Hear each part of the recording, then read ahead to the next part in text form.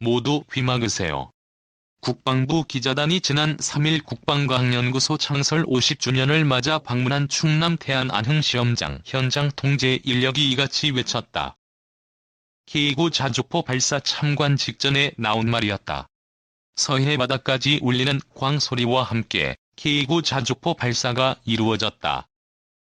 하얀 연기가 해변을 감쌌고 포탄은 총알과 같은 속도로 서해 바다를 향해 나갔다. 이날 발사된 포탄의 경우 20km 이상 나갔다고 한다. K9 자주포의 사거리는 40km 정도로 알려졌다. 가장 인상 깊은 것은 역시 소리였다. 왜 그렇게 귀를 막으라고 통제 인력이 당부했는지 알 수 있었다. 기자는 81mm 박격포병 출신으로 무기의 소음에 어느 정도 익숙한 편이지만 K9 자주포의 발사 소리는 차원이 달랐다. 귀뿐만 아니라 오장육부가 떨리는 쾌감이 있었다. 이날 발사한 것은 K9 자주포의 진면목은 아니었단다. 실제 이날 시연은 해변에 거치한 K9 자주포 보신을 활용한 것에 지나지 않았다. 원래 전차에 설치해 연발 사격이 가능한 게 K9 자주포의 특징이지만 해변에 거치된 특성상 한 발씩밖에 쏠 수 없었다. 동행한 한 군인은 3년발 정도는 들어야 K9 자주포의 성능을 제대로 볼 수 있다고 귀띔했다. 1999년 전력화된 K9 자주포는 우리나라를 대표하는 무기다. 사거리, 발사 속도, 기동성, 생존성, 탄약 적재, 사격 후, 진지전환 등 자주포가 갖추어야 할 모든 조건을 완벽하게 갖췄다는 평가다. K9 자주포를 만든 사람은 고김동수 국방과학연구소 본부장 10년 이상 개발에 매진한 끝에 K9 자주포 제작에 성공했다. 그는 K9 자주포 외에도 KMH 개발 등에 참여한 육상무기 분야 최고 권위자였다. 김 본부장은 2009년 55세의 젊은 나이로 순직해 안타까움을 주었다. 특히 그는 과로로 순직한 것으로 알려졌다. 당시 정부는 열악한 연구기반 개선을 위해 휴일도 반납한 채 선진화 방안을 마련하는 등 헌신해 오다 타계하셨다고 부고를 전했다. 발사 소리에 감탄하던 기자에게 한 ADD 관계자는 K9 자주포가 김 본부장의 열정이 만들어낸 역작이라고 강조했다. 김 본부장과 관련한 다음과 같은 추억을 회고하면서 김 본부장이 K9 자주포를 만들면서 하도 이 소음을 많이 들어서 청력을 거의 상실했었다. 그래서 평소에 목소리도 컸다. 자기 말이 잘 안 들리니 목소리가 크게 나올 수밖에 없는 것이었다. 그 양반 목소리 참 컸지. 이 명품 K9 조롱한 중 자주포 국뽕 실체. K9 자주포는 한국 방위산업 역사상 최고 걸작이다. 기본기가 탄탄해 세계 자주포 중 최상위권 모델로 꼽힌다. 수출 시장에서도 큰 호평을 받았다. 터키는 한국으로부터 기술, 부품을 수입해 현지화 버전 T155를 생산 중이다. 호주, 홀란드, 인도, 핀란드, 에스토니아, 노르웨이 등 세계 각국이 K9을 도입했다. 최근 백문을 전력화한 인도의 반응이 특히 좋다. 인도는 큰손이지만 방위산업체들이 협력을 꺼린다. 관료, 기업가 비리가 만연하고 업무 처리 속도도 느리다는 악평이 자자하다. 자체 생산 능력이 떨어져 멀쩡한 무기 모델도 인도 현지 생산 딱지가 붙으면 애물단지로 전락하기 일쑤다. 국방과학연구소와 함께 K9을 개발한 한화디펜스가 인도 자주포 사업을 따냈을 때도 우려가 쏟아졌다. 사업 관리 능력이 아무리 뛰어나도 인도를 사업 파트너로 삼으면 납기 지연과 제품 불량이 속출할 수 있다는 것. 하지만 예상과 달리 한화디펜스는 당초 일정보다 빠르게 K9을 납품했고 불량률도 낮았다. 나렌드라 모디 총리와 라즈나트 싱 국방장관 등 주요 인사들이 인도 현지 K9 생산 라인을 찾아 만족감을 드러냈다.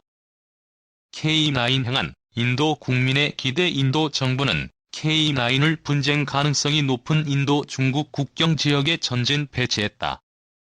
인도 군사 전문가와 국민은 무력 충돌 시 K9이 중국 인민해방군을 격파할 것이라고 기대하고 있다. 이에 중국 최대 군사 전문 매체가 인도의 K9에 대한 기대감을 조롱하는 특집 기사를 냈다. 3월 5일 중국 최대 소셜 네트워크 서비스 시나 웨이보의 군사 전문 페이지 시나 군사망은 인도가 최근 배치한 K9 자주포는 중국의 신형 자주포에 비해 훨씬 성능이 떨어진다는 내용의 기사를 게재했다. K9의 종이 J1만 우수할 뿐 실제 성능은 떨어진다는 비난이었다. 이 기사는 K9은 중국산 PLZ-05 자주포보다 사거리와 발사 속도, 탄두 중량에서 열세다. 가장 큰 단점은 신뢰성이 낮다는 것이라며 K9은 실제 복역전에서 긴 사거리와 높은 성능을 전혀 구현하지 못했다. 육문 중 절반이 파괴됐는데 K9을 파괴한 것은 북한의 구식 견인 곡사포였다고 주장했다.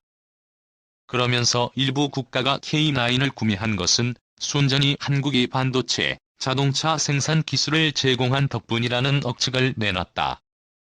중국 매체 주장은 사실과 부합하지 않는다. 연평도 포격 도발 당시 해병대 K9 진지를 타격한 것은 76.2mm 견인포가 아니라 이보다 훨씬 강력한 122mm 방사포였다.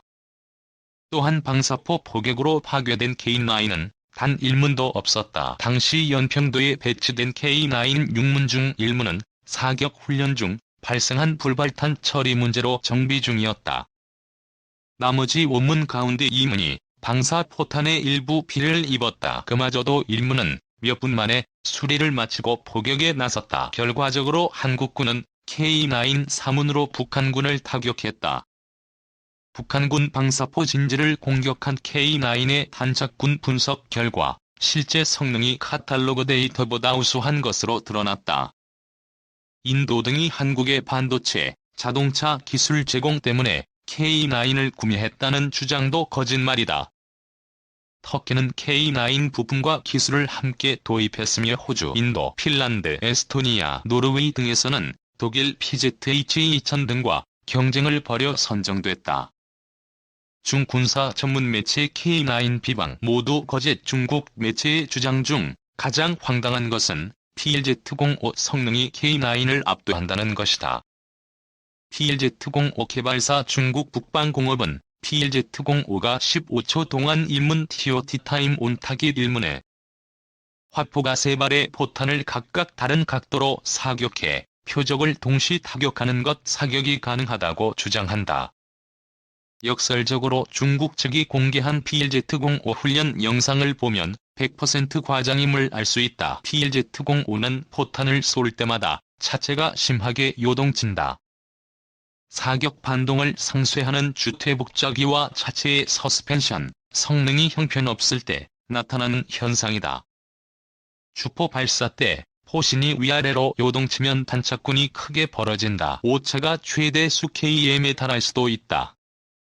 중국군은 2005년부터 지금까지 PLZ-05 자주포를 단 300여 문 구입했다. 중국군이 보유한 화포 2000문 가운데 7분의 1을 조금 넘는다.